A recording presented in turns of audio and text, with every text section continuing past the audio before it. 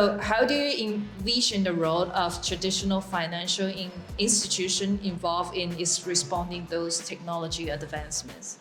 So this question will goes to Zach, since you're in this area for some Okay. time. Recently, I had the pleasure to speak to the so-called head of AI in one of the big four. In fact, two of the big fours. And I think, the person respond by saying that, oh, okay, I'm so busy. Like, my day starts with, going to this public listed company, that electricity company, that bank, this and that. Everyone is trying to put the AI label into their company. And the easiest way is actually to hire a big four consulting firm to actually put that in. And his response to me is that, oh, okay, I speak to so many companies, but there are probably none, or maybe just one, that actually really deploys and engage them. And from what I see in the Singapore's context is that the banks over there in the public, they would actually have like AI chatbots. One for the public, which is, oh, I lost my card, what can I do? The AI chatbot will tell you, don't be sad. This is how to solve the problem. They also have like a AI chatbot internal. So if I'm like a staff of the bank, I would be able to ask questions like, where can I get permission, approval for this? So I think right now the traditional finance actually is at this step, which I feel because of regulatory, it's very hard for them to go fast.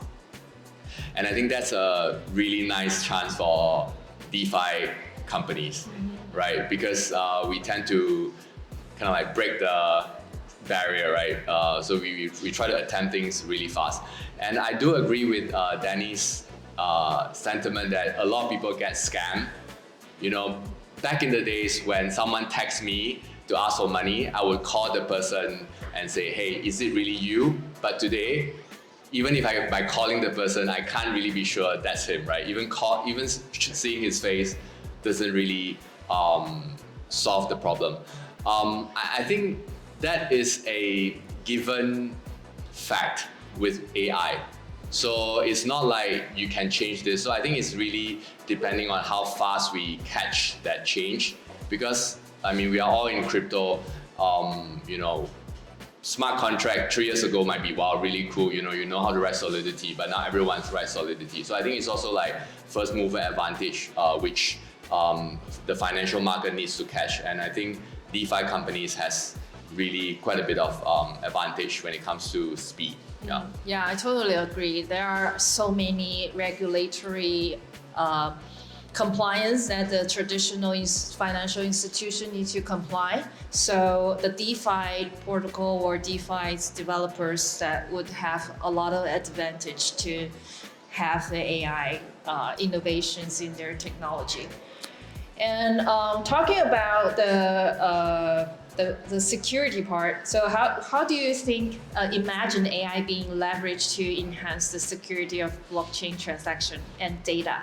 So I'll give this question to Ton Foundation, since you guys are very autonomous and open technology. So what do you think about that? You left the hardest question for me. Because you guys could be the first one to, adopt or run faster than anyone else. So, yeah. Okay, so I guess I would actually start this answer with another question, which is how we, and also connecting to what Danny mentioned in one of his answers. How do we make sure that this technology is not used for doing bad things? So, for example, if you would use AI to find vulnerabilities on a blockchain or any other software, this can be really bad, right? How do we connect security to that? I think it's it's something that really it will come up. It will come with the maturity with the time in the industry. But all in all, I mean, I'm very optimistic about that. Maybe a little more than Danny, because I think the great thing about AI and blockchain is that it allows for more transparent, for verifiable infrastructures. So if you consider that AI outside of a blockchain, outside of a smart contract can be like potentially it can have its self living destiny. That can be really bad, right? It can become potentially uncontrollable. But if that AI model lives on on a blockchain, if this certain use case is built on top of a smart contract, then you really have the boundaries, the limits to what this application can do. So I think that's how blockchain actually helps to leverage the security of AI. So I would summarize that. Very nice. Thank you, Joel, for your insights. And the last questions. What future trends do you anticipate in the development of AI and blockchain technology for finance? So that could be the trend that's happened in 1 or 2 years, or anything that you would envision in the future. Yeah. First come from Harry. Okay. For us, we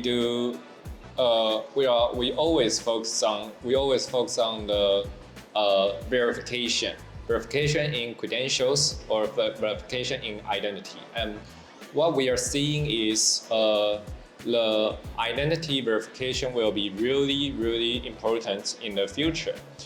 And importantly, we don't know how to verify the digital identity. So the digital identity, like right now you are using your digital identity in the social media accounts like Facebook, Google, or other companies' social account. And one day, if they want to delete your account, they just click and your data will be deleted in their database. So what we are seeing is we can make the digital identity decentralized. So that's what we are doing, and we want to using it in the blockchain technology and integrating let's say the federated learning. We want to make this technology more privacy default. So we are also discussing integrating the AI and this decentralized identity technology more efficient and more cheaper. So we are looking at the future about the convenient, easier, and digital identity verification using blockchain and AI. I think it's super important for the identity, because that would kind of like prevent scammer Yes. to do bad things. Zach? I think there's really a lot of opportunities. Like I feel it's endless, that's also explained why so many tech companies are really transitioning into AI. Recently, I was browsing this company called, I shouldn't say, but it's a public listed company, and they do data analytics, and they really fully transition into AI. So I feel that there's too many opportunities. And since Henry has mentioned about digital identity, I think that's a very, very interesting market and really, really huge. OpenAI Sam Altman, he has OpenAI, and there's so many bad things about AI that can happen, right? Including like the abuse of your identity. And he goes and launch another company to solve that problem, which is WorldCoin. It's like solving, you have this problem by going to my company A, I can solve you with my company B.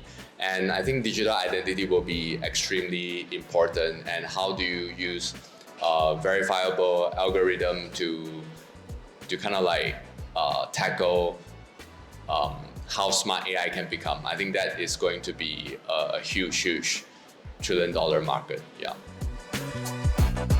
Thank you, Zach. So to my perspective, AI is already winning in many apps that we already use in our daily lives. Like to mention one, maybe two, like TikTok, all the videos that it recommends to you, like it really fits you and it's so fast. You spend like 2 seconds, maybe 3 seconds in the video, it already understands what you like, and then the next video it goes, totally in line with what you want to see, what you like to see, and stuff. So social networks are doing this really well, like Instagram, all the things that it recommends for you to buy. It's really, this is already AI working, in the backstages. I think the lesson that we take from this is you don't actually need to know that this is AI. And of course, those big companies, those, big corporations, they know how to do this really well in a very seamless, in a way that doesn't make you think, right? Like food deliveries app. So every time I want to order food, I open this app that I use in Brazil. It's called iFood, and I don't browse for more than 10 seconds. What I want to eat is already like in the first in the homepage. It's like 2 clicks away. So those companies, they know how to do this really well. But to answer your question, I think it's we really should be thinking in a consumer oriented way. Of course, develop all the technology on the backstages, but for the user itself, he has to be very. He doesn't need to think that this is AI or he needs to provide any inputs, right? Of course, because we're talking about blockchain, because we're talking about open source, software, permissionless money, all those things. Then of course there's all this ethos behind that we want to pitch. But in the end of the day, it's very important for us to understand that we're not selling this products just for ourselves or just for people who are tech savvy and wants to be pitched all those ethos. We're selling this for we're trying to sell this for billions of people out there, and just average people average Joes out there. So I guess I would finish with that. All right, thank you, Joao. Right. So how should I put it this way? So I can't really see that far after 10 years what's gonna be with AI technology. I think in the next 3 or 5 years, so it will change the decision process of the finance, I would say. So I don't know whether you guys familiar with financial modeling. So you have thousands, or even now with AI and machine learning. Before that, we were using machine learning. So before that, we have thousands or few thousands of parameters and variables. And with AI right now, we can run billions of variables. I mean, depends on how much electricity you want to pay, of course. But I think ultimately is they sort of change in terms of finance. It will change our decisions model and decisions process. But ultimately, is still the traders or still the fund managers who want to click the button because of the law. So because the law said if you lost money, the insurance company, the law will come and pursue you, not the bot itself. So I think that's primarily the reasons. As long as the law doesn't change, I think AI can only help us to mitigate, or rather to strengthen the decisions model and process. But after 5 years, who knows, right? Who knows what's going to happen, because probably the law and the legal framework will come to the stage saying that a model can bear legal liabilities and responsibility. I think until then, probably that will really, the AI model or the robots can really replace us as the trader, as the entrepreneur, as the creator. So yeah, I hope that day won't come that soon, and hopefully and lastly, hopefully everyone or rather the developer here can create more defensive tools for us to prevent it from being scammed by the AI. So yeah, I mean I'm actually not optimistic. I would want to say pessimistic, but yeah, I was saying probably the whole blockchain network will be not destroyed but disrupted by another AI. So yeah, that's all I want to share. Thank you. Thank you, Thank Michael. you, Danny. I think the government will love your answer. All right, so thank you so much for the insights today, and I hope you guys that you enjoyed the talk. And is there any question that you would like to ask the speaker on the stage? Please raise your hand. Anyone? Or you guys feel hungry? All right, so we got one. All right, great.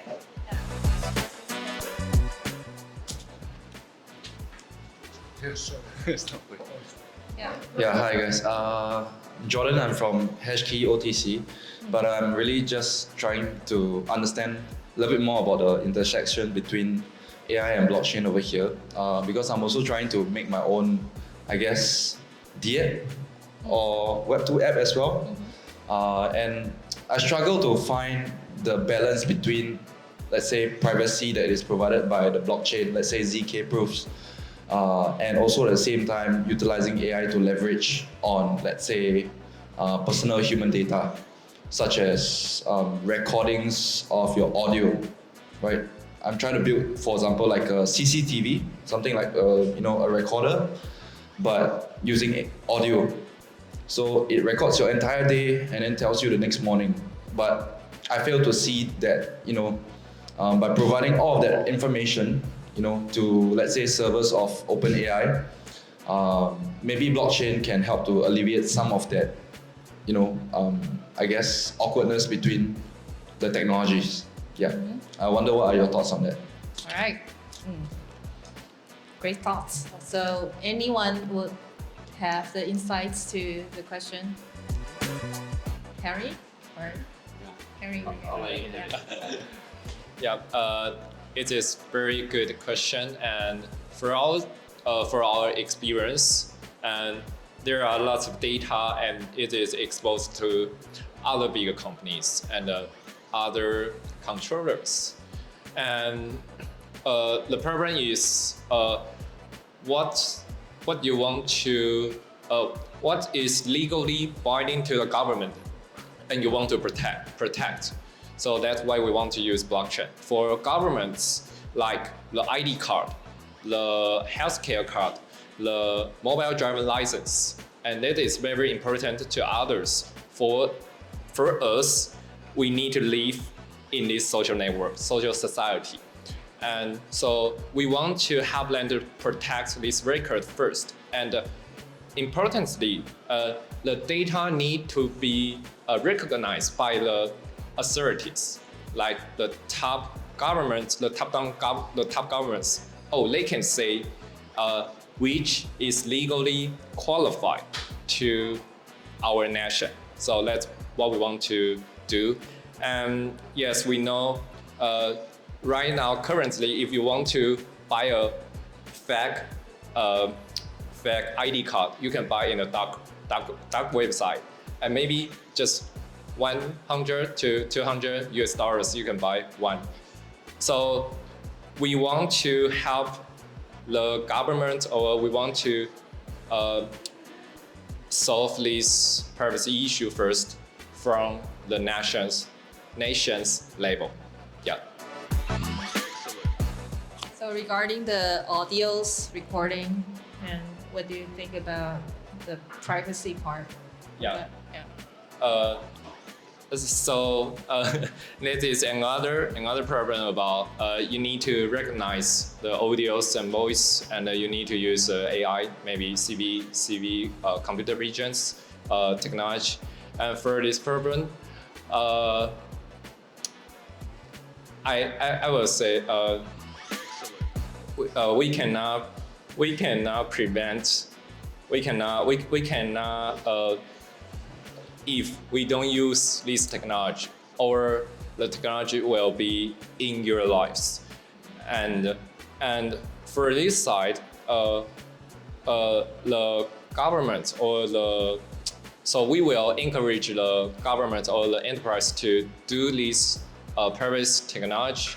And for AI, I'm also concerned about they will be scammed to fake me or to fake other audios, because when you answer the phone, it is just a 弹簧, some chips they are stoned, and you don't know who are saying. It's just kind of technology. So they can fake any frequency of the voice to be your mount, to be your date. Yeah, it's really problem. And yeah, if you are the issuer, if you are the authority, so or you cannot prove you are the one, the true one to say this voice to record. Yeah, so that's what my thought.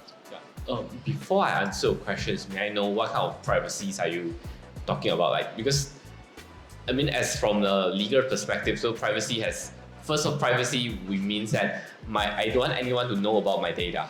This is privacy one. The second definition of privacy on is, this is my data and I am open to everyone, but if you want to use it, you need my authority.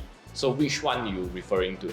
I think it's more of a second one, so it's more available to maybe even third party that it's not just only local storage per se. I see.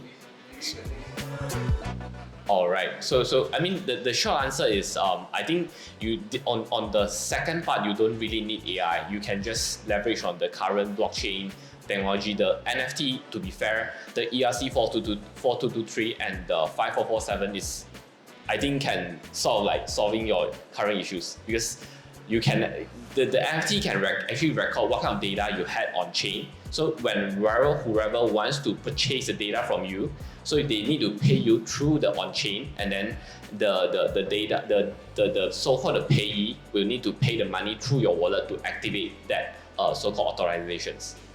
Yeah, so I hope that really helps.